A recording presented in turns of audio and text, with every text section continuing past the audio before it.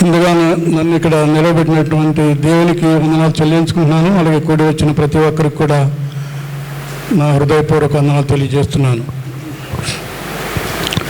మరి గడిచిన సంవత్సరం గుడ్ ఫ్రైడే రోజు నుంచి మరి ఈ రోజు వరకు కూడా మనల్ని మన సంఘాన్ని కూడా దేవుడు కాపాడి తన యొక్క కాపుదలలో ఉంచి మరి యొక్క సమయాన్ని ప్రభు అయినటువంటి యేసుక్రీస్తు శిలువ మీద వేలాడదీయబడిన దినాన్ని మనం ధ్యానం చేసుకోవటానికి దేవుడు మనకి యొక్క సమయాన్ని అనుగ్రహించాడు.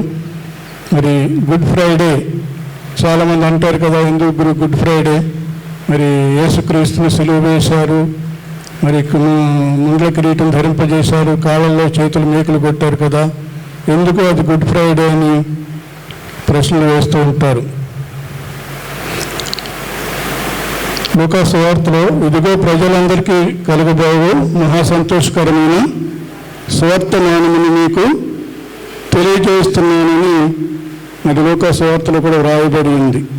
అదే సంతోషకరమైన దినమును మరి ఆ రోజున లోకరక్షకుడిగా మనం ఈ యొక్క లోకంలో ప్రభు అయినటువంటి యేసుక్రీస్తు జన్మించాడు కనుక మరి లేఖనములు నెరవేరినట్లుగా మరి ఆయనను క్రీస్తుని సిలువ వేయటం జరిగింది. మరి సిలువ మీద పలికినటువంటి 7 మాటలను కూడా మనం ధ్యానం చేసుకుంటున్నాం.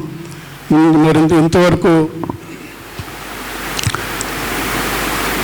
4 మాటలను మనం జ్ఞాపకం చేసుకున్నాం. మరి అవన్నీ నేను రిపీట్ చేయదలుచుకోలేదు, కానీ మరి ఇప్పుడు ఈ యొక్క 5వ మాటను మాత్రమే కొన్ని నిమిషాలు ధ్యానం చేయాలని ఆశిస్తున్నాను. మనం ఇప్పుడు చదువుకున్నటువంటి వాక్యంలో యోహాను సువార్త 19వ అధ్యాయం 8వ వచనంలో, అటు తరువాత సమస్తమును అప్పటికి సమాప్తమైనదని యేసు ఎరిగి లేఖనము నెరవేరినట్లు నేను దప్పిగొనుచున్నాను అనిను. లేఖనములు నెరవేరినట్లు నేను దప్పిగొనుచున్నాను నేను. మరి దప్పిక అంటే దాహం. మరి ఇప్పుడు మనం ఇక్కడ కూర్చున్న ప్రతి ఒక్కరం కూడా చాలా దప్పికతో ఉన్నాం. ఒక గ్లాసు చల్లనీళ్ళు ఇస్తే తాగుదామని చాలామంది ఇక్కడ కూర్చున్నటువంటి వారందరూ కూడా ఎదురు చూస్తున్నాం. ఎందుకంటే మరి 2 గంటల నుంచి ఇక్కడ మనం కూర్చున్నాం, మనకు దాహం వేస్తుంది. మరి ఈ దినాల్లో ఎవరైనా మన గృహానికి సందర్శించినప్పుడు వెంటనే ఏం అడుగుతామండి? మనం మంచినీళ్ళు తాగుతారా? ఎందుకు అడుగుతాం? మరి చాలా దూరం నుంచి వచ్చారు కాబట్టి వారికి దాహం వేస్తుంది.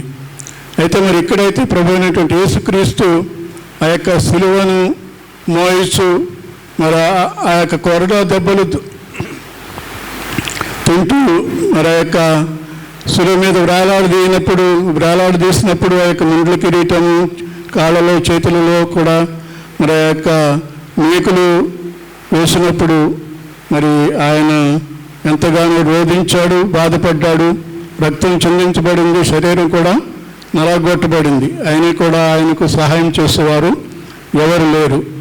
మరి క్రీస్తు యొక్క ఉద్దేశం ఏంటంటే తన ఈ లోకంలో ఉన్నప్పుడే అనేక మందిని రక్షించాలని సువార్తను యేసుప్రభు యొక్క లోకానికి వచ్చి సువార్తను చాటించాడు. ఎందుకంటే ఒక్క పాపి కూడా నశించిపోవుట క్రీస్తునకు దేవునికి ఇష్టం లేక మరి యేసుక్రీస్తుని యొక్క లోకానికి పంపించున్నాడు. అయితే మరి ఇక్కడ నేను దప్పిగొనుచున్నానని ఇక్కడ ప్రభు అయినటువంటి యేసుక్రీస్తు అంటున్నాడు. అంటే ఆయనకు ఉన్నటువంటి మరి దప్పిక ఏంటంటే నశించిపోతున్నటువంటి ఆత్మలను రక్షించుకోవాలని. అయితే మరి యొక్క ఇన్ని బాధలు సహించినటువంటి యేసుక్రీస్తుకు మరి ముండ్ల కిరీటం నెత్తి మీద ఉంది, తర్వాత కాళ్ళలో చేతులలో మేకులు కొట్టబడి ఉన్నవి. ఇవన్నీ కూడా భరిస్తున్నప్పుడు ఈ యొక్క దాహాన్ని కూడా ఆయన భరించగలడు. కానీ ఆయన యొక్క ఉద్దేశం ఏంటంటే ప్రతి ఒక్కరు కూడా అందరూ నశించిపోకుండా దేవుని యొక్క రాజ్యానికి వారసులు కావాలని ఆయన యొక్క చిత్తమై ఉన్నది. అయితే మరి ఆత్మీయానుసారంగా మనము ఆలోచించినట్లయితే మరి లోకంలో అనేక ఆత్మలు నశించిపోతున్నప్పుడు ఆ యొక్క ఆత్మలను రక్షించుకోవటానికి యేసుప్రభు ఏ రీతిగా మరి ప్రయాసపడ్డాడో, ఏ రీతిగా దాహం కొన్నాడు, అలాగే మనం కూడా మరి మనకి యొక్క సువార్తను అందించారు. ఈ యొక్క బైబిల్ గ్రంథం మన చేతిలో ఉన్నదంటే ఇప్పుడు ఆ యొక్క బాధ్యత మన మీద ఉన్నది. అటు దాహాన్ని మనం కలిగి ఉండాలి. మరి 4 మాటలు కూడా ధ్యానం చేస్తున్నాము. మరి ఆ 4 మాటల ద్వారా మనం ఆ రీతిగా జీవిస్తున్నామా లేదా అనేది కూడా మనం ఒకసారి జ్ఞాపకం చేసుకోవాలి. అందుకని మరి కీర్తన గ్రంథం 22వ అధ్యాయంలో చూసినట్లయితే కీర్తన గ్రంథం 22వ అధ్యాయము 15వ వచనం చదువుకుందాం. ఎవరైనా తీస్తే చదవండి. కీర్తన గ్రంథం 22వ అధ్యాయము 15వ వచనం.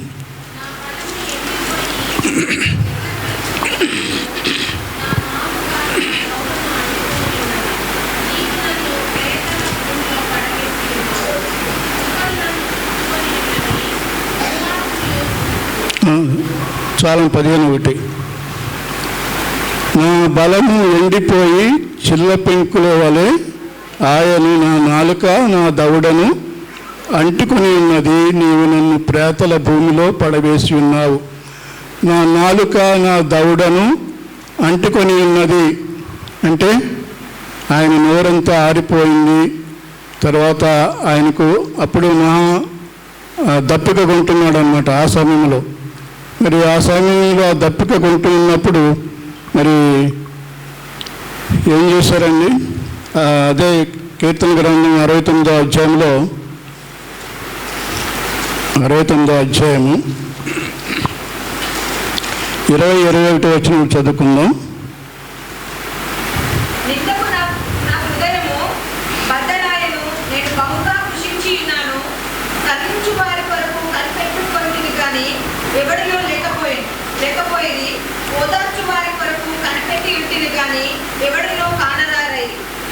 ఇరవై 21 కూడా చదువు.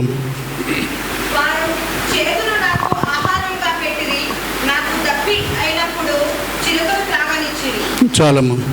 మరి ఇక్కడ ఏమన్నాడంటే కరుణించే వారి కొరకు కనిపెట్టుకుంటుంది కానీ ఎవరును లేకపోయేది. నన్ను ఎవరైనా ఆదరిస్తారేమో, మరి ఎవరైనా నన్ను ఇక్కడ సిలువ నుంచి భారం నుంచి తప్పిస్తారేమో చూశాడు కానీ అక్కడ ఎవరు లేరని ముందుగానే కీర్తన గ్రంథంలో రాయబడి ఉంది. వాదార్చు వారి కొరకు కనిపెట్టుకుంటుంది కానీ ఎవరును కానరారైరి. 21వ వచనంలో ఏమన్నాడు? వారి చేతును నాకు ఆహారంగా పెట్టిరి, నాకు దప్పిక అయినప్పుడు చిరకను త్రాగనిచ్చిరి. ఇప్పుడు మనం చదువుకున్నటువంటి వాక్య భాగంలో కూడా యోహాను సువార్త 19వ అధ్యాయం 28-29 వచనాల్లో కూడా అదే వ్రాయబడి ఉంది. మరి దాహం కొన్నప్పుడు, దాహం వేసినప్పుడు చల్లటి నీళ్ళు ఇస్తే ఎవరికైనా దాహం తీరుతుంది కానీ వేడి నీళ్ళు లేకపోతే కొంచెం చేదుగా ఉన్నటువంటి నీళ్ళు ఇచ్చినట్లయితే ఎవరైనా తాగుతారండి? ఇక్కడ ఇది ముందుగానే వ్రాయబడి ఉన్నది కనుక మరి యోహాను సువార్తలో కూడా ఈ మాట వ్రాయబడి ఉంది. అటు చేదును మరి మన యొక్క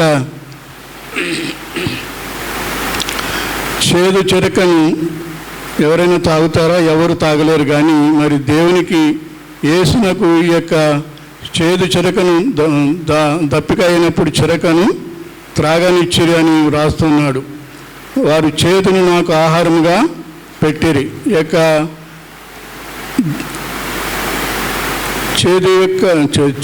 చేదుని గురించి మనం చూసినట్లయితే అది చాలా భయంకరమైనటువంటి రుచి. ఎవరు కూడా దానిని ఇష్టపడరు. ఎందుకంటే అది నోటికి రుచిగా ఉండదు. దట్టు మరి ఎంతో మనం దాహంతో ఉన్నప్పుడు ఎవరైనా కొద్దిగా ఏమైనా ఇచ్చినప్పుడు అది చేదుగా ఉన్నదనుకోండి, మనకు అది ఇష్టం అనిపించదు. అటు చేదును మనము ఈ క్రీస్తునకు మనం ఏమిస్తున్నాము అనేది కూడా మనం జ్ఞాపకం చేసుకోవాలి. మన మాటల ద్వారా, క్రియల ద్వారా మరి దేవుణ్ణి మనం ఓదార్స్తున్నామా, లేకపోతే ఈ యొక్క చేదు అనేది మాటల ద్వారా మనము దేవుణ్ణి బాధ పెడుతున్నామా అనేది కూడా మనం ఒకసారి జ్ఞాపకం చేసుకోవాలి. తర్వాత యెషయా గ్రంథం 49వ అధ్యాయం 15-16 వచనాల్లో కూడా రాయబడి ఉంది. అది కూడా జ్ఞాపకం చేసుకుందాం. యెషయా గ్రంథము 49వ అధ్యాయము 15-16 వచనములు.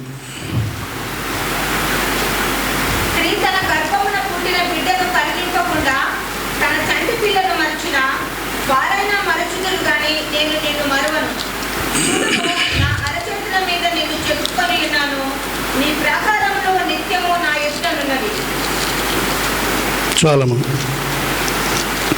ఏమంటున్నాడు ఇక్కడ? స్త్రీ తన గర్భమున పుట్టిన బిడ్డను కరుణింపకుండా తన చంటి పిల్లను మరచున అని వ్రాస్తూ ఉన్నాడు. మరి ఒక బిడ్డ పుట్టినప్పుడు తల్లి వెంటనే ఆ బిడ్డ ఏ రీతిగా ఉన్నది, ఎలాగున్నదని చూసుకుంటానికి ప్రయత్నం చేస్తూ ఉంటారు చంటి పిల్లల్ని. అయితే మరి ఆ బిడ్డలు ఏడుస్తూ ఉన్నప్పుడు ఎంత పని ఉన్నప్పటికీ కూడా ఆ బిడ్డలను ఏడుపు నుంచి విడిపించాలని తల్లులు ప్రయత్నాలు చేస్తూ ఉంటారు. ఒకవేళ ఎప్పుడైనా తల్లి మర్చిపోయినా కానీ నేను నిన్ను మరువను అని ఇక్కడ మన దేవుడు వాగ్దానం చేస్తున్నాడు. 16వ వచనంలో ఏమన్నాడంటే, చూడుము నా అరిచేతుల మీదని నిన్ను చెక్కి ఉన్నాను, నీ ప్రాకారములు నిత్యము నా ఎదుట ఉన్నవి. నా అరచేతుల మీదనే నిన్ను చెక్కి ఉన్నాను. మరి మన కొరకు మనల్ని తన యొక్క అరచేతుల మీద చెక్కుకున్నప్పుడు ఆ అరచేతుల్లోని ఏమి కొట్టబడ్డావండి? మేకులు కొట్టబడ్డావు. మరి ఇది సులువు మీద ఉన్నప్పుడు మరి కాళ్ళలో చేతులలో కూడా మరి మేకులు కొట్టబడి ఉన్నావు కదా. అటువంటి ప్రేమగల దేవుణ్ణి మరి మన గురించి మరి అరచేతుల్లో చెక్కున్నాడంటే ఎక్కడ అరచేయి అంటే మనం ఎప్పుడు చూస్తూ ఉంటాం, మనం ఎప్పుడు ఉపయోగిస్తూ ఉంటాం. అది చాలా ఇంపార్టెంట్ అయినది అరచేయి అనేది. మరి ఇటువంటి అరచేతిలో మరి మేకులు కొట్టినప్పుడు మరి మనం ఏ రీతిగా దేవుణ్ణి మహింపరుస్తున్నామో, లేకపోతే ఆయన యొక్క గాయములను ఇంకా రేపుతున్నాము అనేది కూడా మనం జ్ఞాపకం చేసుకోవాలి. తర్వాత అదే యెషయా గ్రంథంలో 50వ అధ్యాయం 6వ వచనం కూడా చదువుకుందాం.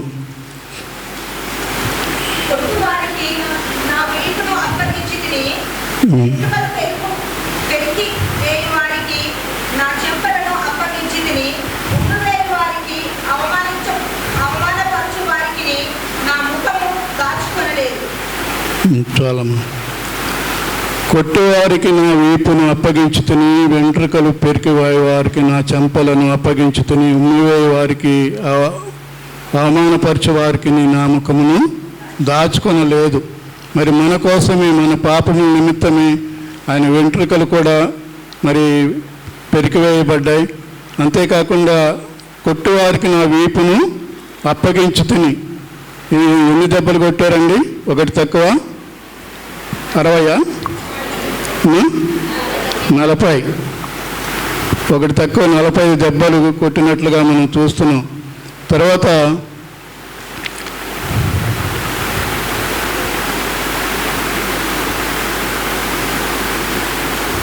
ఉమ్మివేయి వారికి అవమానపరచు వారికి నా ముఖము దాచుకొనలేదు. అంటే మరి ఆయన ముఖం మీదే ఉమ్మి వేశారు. అయినప్పటికీ కూడా మన కొరకే ఆయన దాహం కొని ఉన్నాడు. తర్వాత ఇదే యెషయా గ్రంథంలో 53వ అధ్యాయము 7వ వచనం కూడా చదువుకుందాం.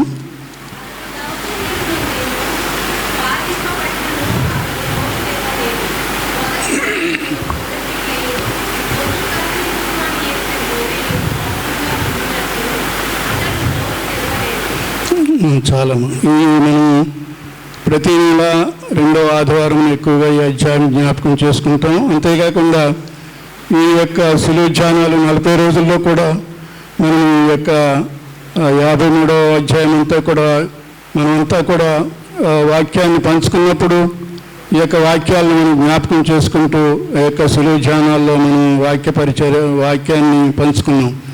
అయితే ఇక్కడ ఏమంటున్నాడంటే, అతడు దౌర్జన్యము నందును బాధింపబడినను అతడు నోరు తెరవలేదు. దౌర్జన్యం అంటే లేని నేరాన్ని మోపి ఆయన మీద దౌర్జన్యం చేశారనమాట. ఆయన యాక్చువల్గా పాపి కాదు, దొంగ కాదు, కావాలని ఒక దౌర్జన్యం చేసి ఆయనను కొట్టినట్లుగా మనం చూస్తున్నాం. బాధింపబడినను అతడు నోరు తెరవలేదు, ఎవరిని కూడా ఏమనలేదు.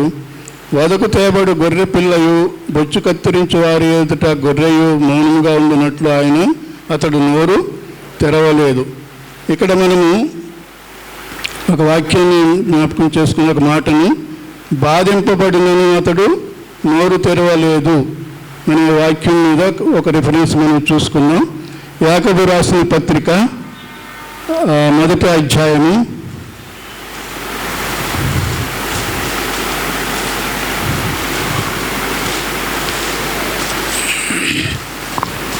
1వ అధ్యాయము 19 నుంచి 22 వచనాలు మనం చదువుకుందామండి.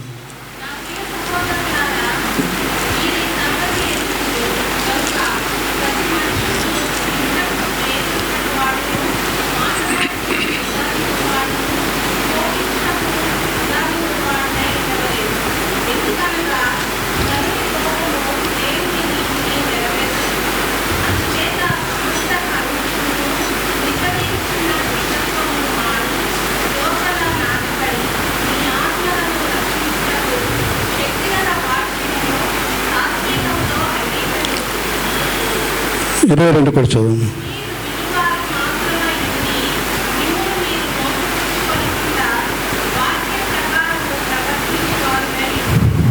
చాలమ్మా. ఇక్కడ 19వ వచనంలో ఏమిటంటే, యాకోబు రాసిన పత్రిక 1వ అధ్యాయంలో, నా ప్రియ సహోదరులారా, మీరు ఈ సంగతి ఎరుగుదురు గనుక ప్రతి మనుష్యుడు వినుటకు వేగిరపడువాడును. ఏమి వినాలని మనం ఆలోచించినట్లయితే 18వ వచనంలో అంటున్నాడు కదా, ఆయన తాను సృష్టించిన వాటిలో మనము ప్రథమ ఫలముగా ఉండినట్లు సత్యవాక్యము వలన మనలను తన సంకల్ప ప్రకారము చేసెను కనెను. కనుక మనం ఏం వినాలంట? సత్యవాక్యమును మనము వినాలి. వినటానికి వేగిరపడాలంటే మనము సిద్ధపడి ఉండాలి, తొందరపడాలి. ఆ యొక్క వాక్యాన్ని మనం విన్నట్లయితే మరి వాక్యం ద్వారా దేవుడు మనతో మాట్లాడుతూ ఉంటాడు. మాటలాడుటకు నిదానించేవాడును, మాటలాడేటప్పుడు నిదానించేవాడుగా ఉండాలి. ఇప్పుడు మనం ధ్యానం చేసాం కదా, 2వ మాటలో రెండవ దొంగ చాలా నిదానించి మాట్లాడాడు. మనం కూడా అదే శిక్షలో ఉన్నాం కదా. మరి నీవు క్రీస్తుని నిందించుతున్నావని గద్దించినట్లుగా మరి మాట్లాడి తను చక్కగా నిదానించి దేవునితో క్రీస్తుని అడిగాడు. క్రీస్తు నీవు నన్ను నీ రాజ్యంలో జ్ఞాపకం చేసుకోమని అడిగినప్పుడు క్రీస్తు వెంటనే నీవు పరదైస్లో ఉంటామని చెప్పినట్లుగా మనం ఇంతవరకు ధ్యానం చేసాం. ఇక్కడ మనం నేర్చుకోవాల్సింది ఏంటంటే, మాట్లాడుటకు నిదానించేవాడును. మనం నిదానించి మాట్లాడాలి. ఆ 2వ దొంగ నిదానించి మాట్లాడాడు కాబట్టి దేవుని రాజ్యంలో ఉన్నాడు. తర్వాత కోపించుటకు నిదానించేవాడునై ఉండవలను. కోపించుటకంటే మొదటి దొంగ కోపించడం లేదా తను యేసుక్రీస్తుని దూషించి మరి నీవు కూడా క్రీస్తు కదా, నిన్ను నీవే రక్షించుకొని మమ్మల్ని కూడా రక్షించుకోమని ఆయన మీద కోపంతో మాట్లాడినట్టుగా మనం చూస్తున్నాం. అందుకని కోపించుటకు నిదానించిన వాడిని ఉండవలను. మరి మనం కోపంతో మాట్లాడకూడదు. ఎందుకనగా 20 అంటే, ఎందుకనగా నరుని కోపము దేవుని నీతిని నెరవేర్చదు. మరి దేవుని యొక్క నీతిని మనం నెరవేర్చాలంటే మనలో ఉన్నటువంటి కోపాన్ని తీసివేయాలి. మరి ఇక్కడ దేవుని యొక్క వాక్యాన్ని వినటానికి వేగిరపడాలి, నిదానించి మాట్లాడాలి. కోపించి మాట్లాడకుండా దేవుని సన్నిధిలో మనం ఉండాలని ఈ యొక్క వాక్యం ద్వారా మనం జ్ఞాపకం చేసుకోవాలి. అందుచేత 21వ వచనం, అందుచేత సమస్త కల్మషమును విర్రవీగుచున్న దుష్టత్వమును మాని లోపల నాటబడి మీ ఆత్మలను రక్షించుటకు శక్తిగల వాక్యమును సాత్వికంతో అంగీకరించుడి. లోపల నాటబడి మీ ఆత్మలను ఏదది ఆత్మలను రక్షించుటకు శక్తిగల వాక్యాన్ని మన హృదయం లోపల నాటబడాలన్నమాట. నాటబడినట్లయితే అది సాతానుడు కూడా ఎత్తుకుపోలేదు. మరి కనుక మరి దేవుని యొక్క వాక్యాన్ని మనం జ్ఞానం చేసుకుంటున్నామంటే మరి యొక్క చివరి దినాల్లో మనం ఉంటున్నాం. తర్వాత లాస్ట్గా నేను 2 మాటలు చెప్పి ముగించేస్తున్నాను. ఎందుకంటే ఆయన దప్పికొన్నది నశించిపోతున్న ఆత్మల కొరకు రక్షణ లేని వారి కొరకు రక్షించబడాలని, రక్షించబడిన వారు ఇంకా బలం పొందాలని, బలం పొందటమే కాకుండా రక్షణలో స్థిరపడాలని, క్రీస్తు ఉద్దేశంలో నెరవేర్చగలవారుగా ఉండాలని, ఆయన యొక్క ఆశను కూడా నెరవేర్చాలని యేసు ప్రభు కోరుతున్నాడు. కనుక మన యేసు ప్రభువు నీ కొరకు నా కొరకు దప్పికొని ఉన్నాడు. కనుక మరి ఆయన దప్పికను తీర్చాలంటే మీరు కూడా ఆయన క్రీస్తు యొక్క దప్పికను తీర్చడానికి సిద్ధంగా ఉండాలంటే మనం శుద్ధమైనటువంటి హృదయాన్ని కలిగి, అది చేదు హృదయం మనలో లేకుండా మంచి హృదయాన్ని దేవునికి ఇచ్చినట్లయితే అదే దేవుని యొక్క క్రీస్తు యొక్క ఆకలిని దాహాన్ని మనం తీర్చిన వారం అవుతాము. దేవుడి యొక్క వాక్యంని దీవించి ఆశ్రయించును గాక. ఆమేన్. మహా